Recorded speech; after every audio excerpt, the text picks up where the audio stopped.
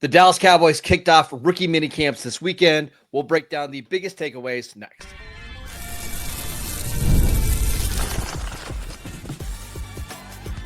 You are Locked On Cowboys, your daily Dallas Cowboys podcast. Part of the Locked On Podcast Network, your team every day. Welcome back to the Locked On Cowboys podcast, part of the Locked On Podcast Network, your team every day. We'd like to thank you for making us your first listen of the day. I am your host, Marcus Mosher. You can follow me on Twitter at Marcus_Mosher. Joining me today, as always, is Landon McCool. You can follow him on Twitter at McCoolBCB. And on today's show, we're going to talk about Dallas Cowboys rookie minicamp that started, I believe, on Thursday. Pretty light practices, Landon, if you could even call them practices. Before we get into some of the takeaways, what goes on in these rookie minicamps? Well, a lot of it is just trying to catch up to where the vets are, right? Like, just, at this point, it's about getting them up to speed. We've talked before about how a lot of these early practices, even with the vets, are about learning how to practice, like practicing practice, right? And kind of understanding how to move inside of a typical practice so that there's no wasted time or wasted motion or confusion. And I think a lot of this early on stuff is very, very, very basic stuff. Really, even the on-field portion is probably very level 101 technique stuff, just to kind of see these guys on the field, kind of get to know the coaches and the players, and just for everybody to kind of get the tone of what it's like on the field with each other. And again, I think a lot of kind of catching up on terminology, making sure these rookies know what's expected of them, making sure they understand how these practices are going to go, so that by the time that they have to line up with the vets and they get into OTAs and minicamp, they're not slowing practice down by asking questions about how the practice is supposed to go, where am I supposed to go next, or how am I supposed to do this drill. They should have all that knowledge kind of in hand, so that when they're on the field, by the time OTAs start, they're actually working on getting better, instead of being focused about doing the correct drill or doing the drill in the correct way instead of the actual technique behind the drill. It's learning how to practice. That's really what these couple days are. So there's no contact, there's no pads, except for, I saw one of your comments on Twitter that Tyler Booker looks like he's wearing shoulder pads. That was honestly probably the biggest takeaway for the weekend. Is he's just as big as you think he is. He's way bigger. Blots out the sun. I mean, just you saw different shots of him and just kind of on the move, and he just, and that's kind of what I took away from his tape too, is that, I mean, the guy just already looks like an NFL guard, like he's he's a 5-year vet, and I think you saw a little bit of that with his body, just a very mature, not just sometimes you see with these bigger, stronger guys, they're almost a little too cut. And it feels like he has muscle that's been lived in for a little while, and that he's had for a while. So I think, there's power behind those hands clearly, and you can see it in his shoulders, like I was joking. But I think, that is part of this, right? Is kind of getting these guys out, seeing what they look like on the field with helmets and all that on, and how do they look compared to the other guys, and, just kind of getting a size comparison of these guys. It's all very much part of this early first steps. Yeah, and believe it or not, that kind of matters. Like when you watch these guys on tape, or you watch them at the combine, again, they don't have pads, they don't have helmets on at the combine. It's just different, but when you get them out on the NFL field, I'll give you an example. I thought Donovan Ezeraku, the Cowboys' second-round pick, he looks like a linebacker on the field a little bit, and that's a little scary. Then you see these really, really long arms he has, and that's why this is going to work. He's so quick. He's got a massive wingspan. He's going to have to win with speed and quickness. But that's how he does win. He's not a power player, so it's okay.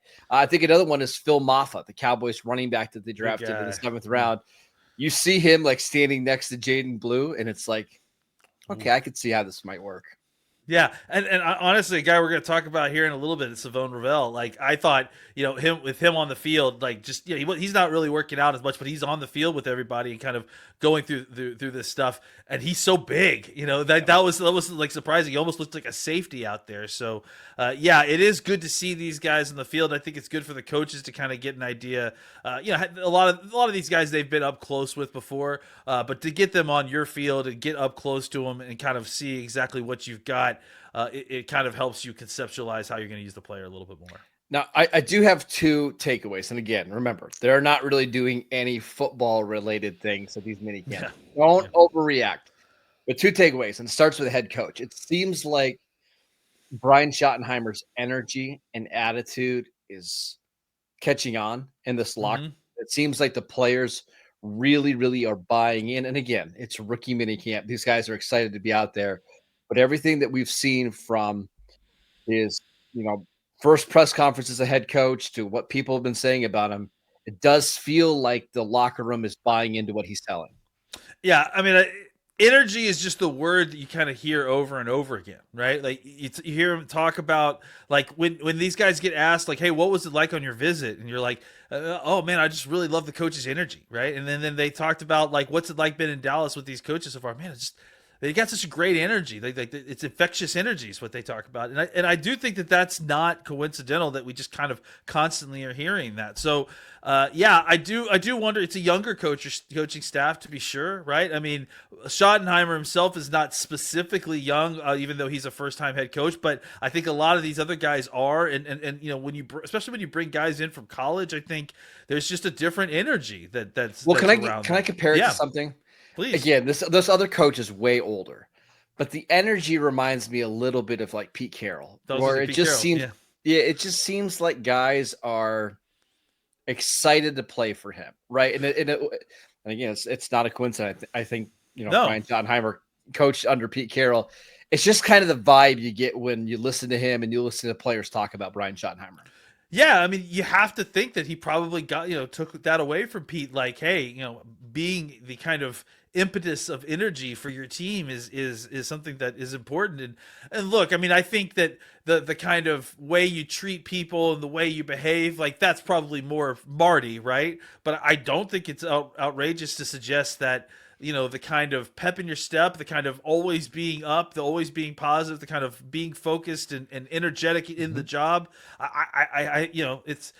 Marty was like that too, to be sure. But it's hard not to look at that and see Pete specifically, right? And like what he was like in Seattle. The other takeaway, and again, take all this with a grain of salt because there's no pads, no hitting, nothing. It seems like Tyler Booker is already winning over his teammates with his leadership and his attitude. And I mean, obviously the Cowboys loved his play at guard at Alabama, and that's number one reason why you draft him at 12. But I do think they wanted another leader like this just on the offensive side of the ball, and I think you're already seeing that play out a little bit. Yeah, I mean, I think that's even kind of, look, even the day before the draft, the whispers that we heard is like they're looking to try to add a lead. They could be looking to add a leader that group, and I think it makes sense. Like you lost Zach Martin. I think you like Tyler Smith, and I think you like the guys that you have in that group.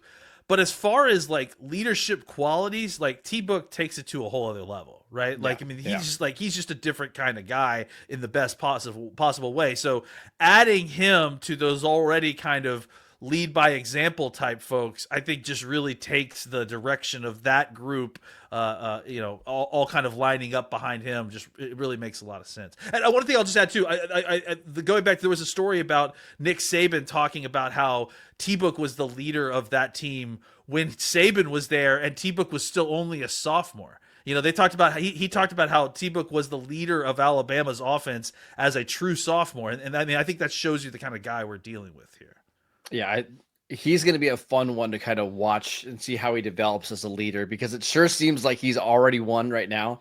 And you saw the clip, was it with Bleacher Report and Micah Parsons, where Mike, I don't know if Micah was all that thrilled with the pick. I'm not saying he didn't like it, but once he got face to face with talking with Tyler Booker, he was like standing up and clapping. He was that excited. So if Tyler Booker can have that kind of impact in the locker room, It's going to go way beyond what he can do on the football field. So excited to see that play out.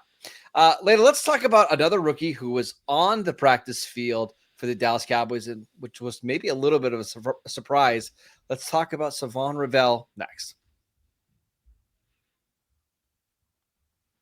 This episode is brought to you by Upwork. Scaling your business requires the right expertise at the right time.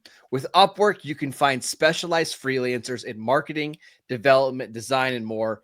Experts ready to help take your business to the next level. Upwork gives businesses flexibility by connecting them with top freelance talent across multiple industries, including IT, AI, web development, and marketing.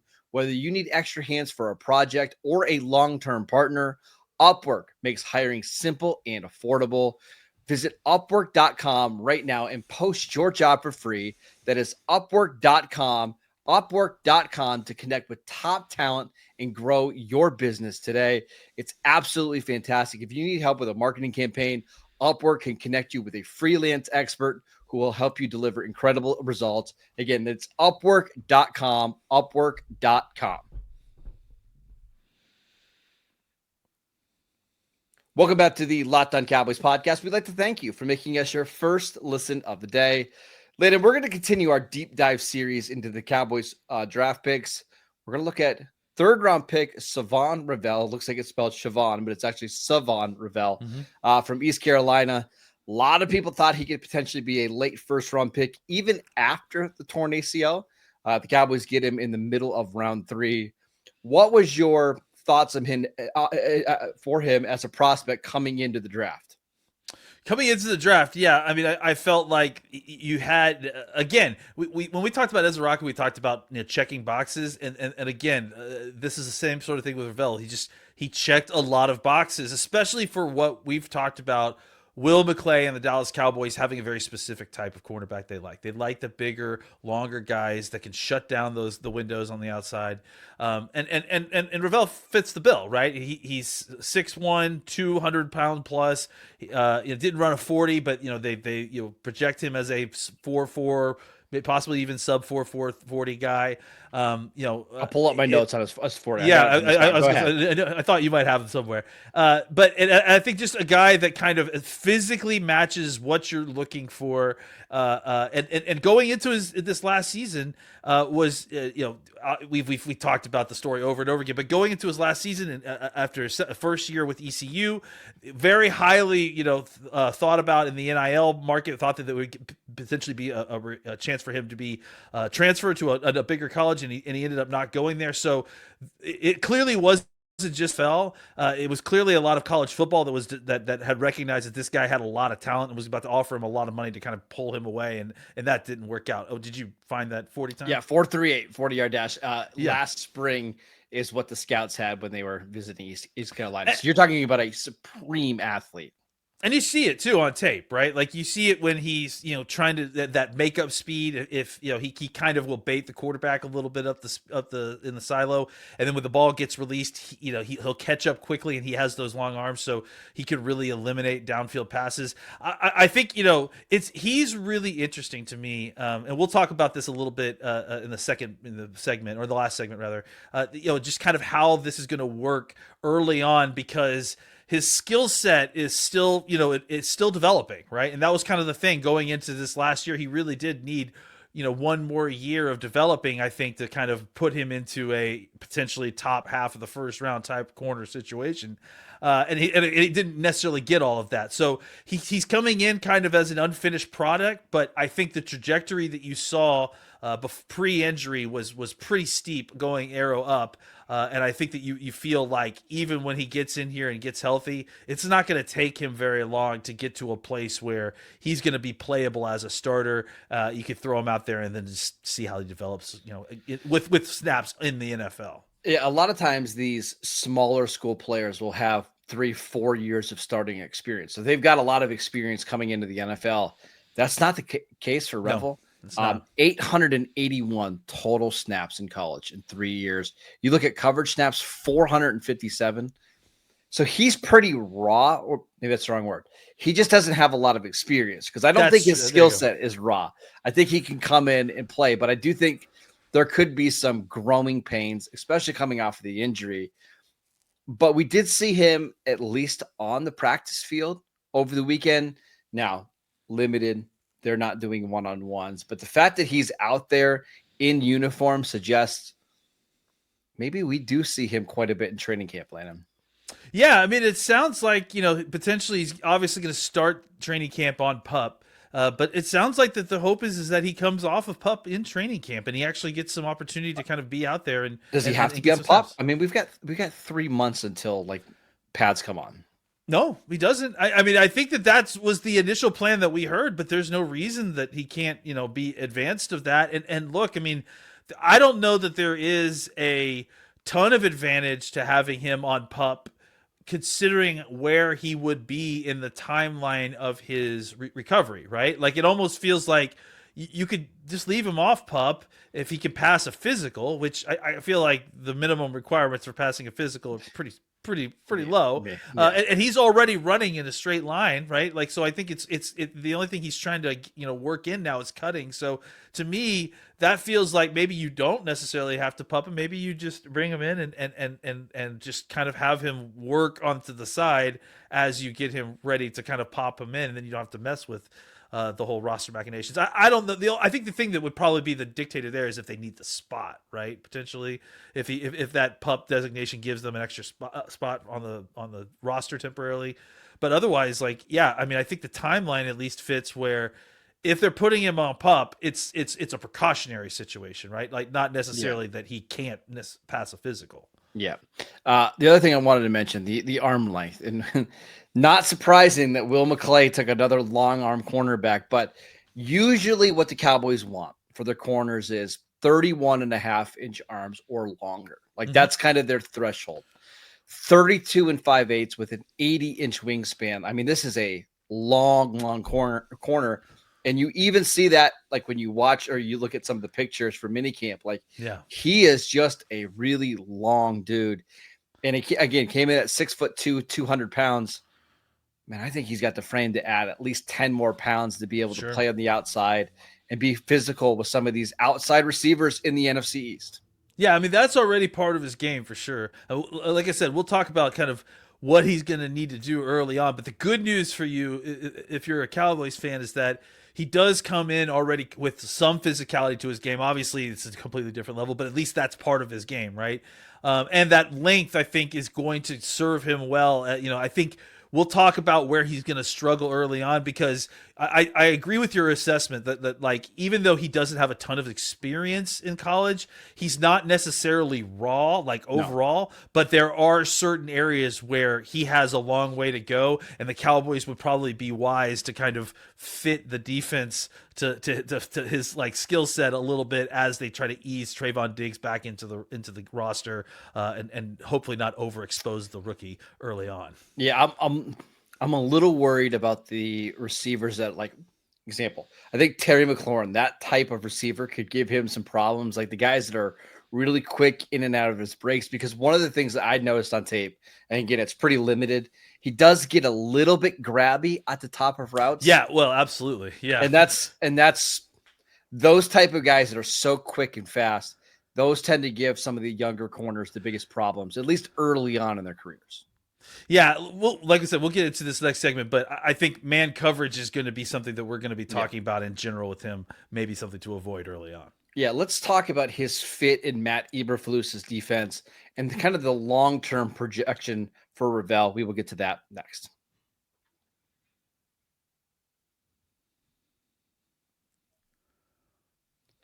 Welcome back to the Locked On Cowboys podcast. We'd like to thank you for making us your first listen of the day.